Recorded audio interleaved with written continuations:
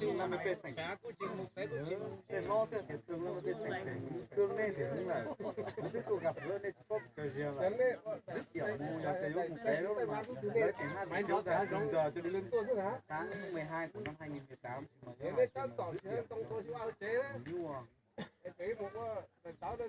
chúng tôi đã cho phê sành cá phê cán bộ đi rồi chúng tôi đã phê nó cá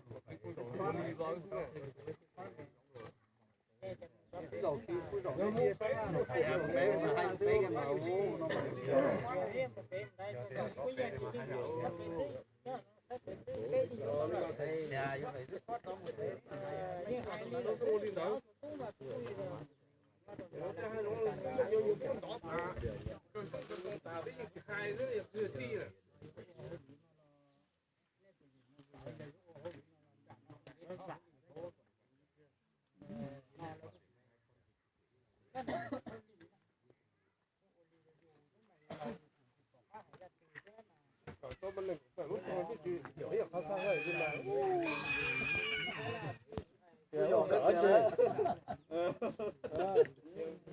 cái lâu chỉ hiểu nó là tên tú tú một cởi kia tu giá nó sẽ tu cái hiểu mà tu một cởi lên nè ở cái chỉ dẫn nè nó là do lòng cởi nó khét gió nhớ nó khét gió rồi đó có cởi nó mà giờ cởi ấy chứ là cởi thế nó bỏ lúc đấy chờ từ trong sẽ là cởi lên nữa có hay kia có tí nó chạy kia ra lúc đấy chờ từ trong ấy như thiệt kế thứ nữa này nghe nên theo một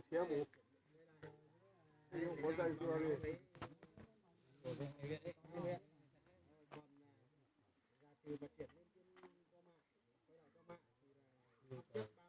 bò đấy không có máy nào có lúc mình có cái máy này có cái khu nhà thịt tê khu dạng nó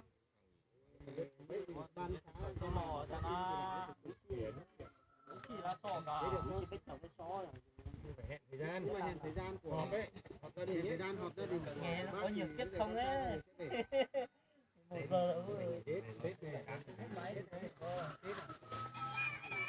1 giờ là cái này là chuyển lên bên kia thì cũng phải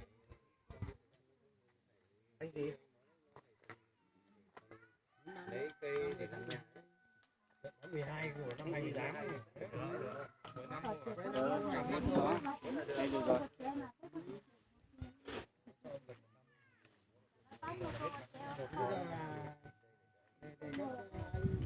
bác thì báo cáo với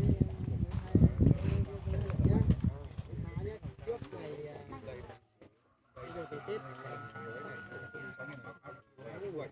trước Tết thì đi đúng không? Tết thì đi thực đán của quốc ấy không về mình hết rồi đúng không? Trường mình sao nó nghỉ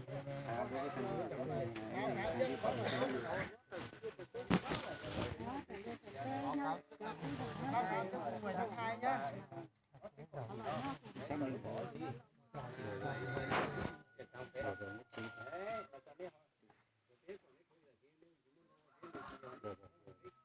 Tiếp cùng 10 tháng 2 được không? Còn mấy ngày nữa. Hôm nay là 30 rồi, 31. Còn 11 ngày nữa nhá. Còn ngày nữa. Báo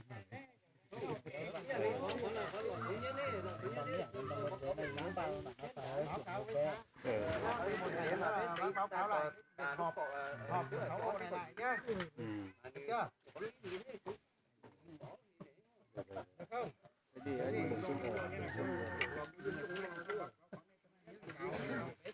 Nếu mua hay là chỉ mua? Để mà có biết cho tại cho nó.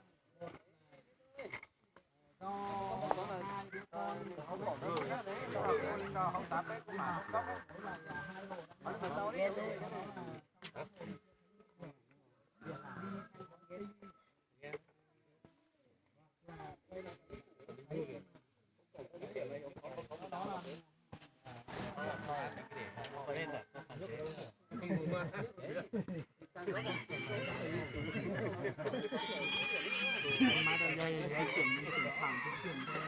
Cơ một tuần nào ta đi tê mù ra.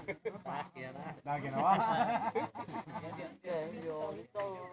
Đúng rồi, có màu hấu đó. Có dạ gì không? Cái nhà nó tê mù mà.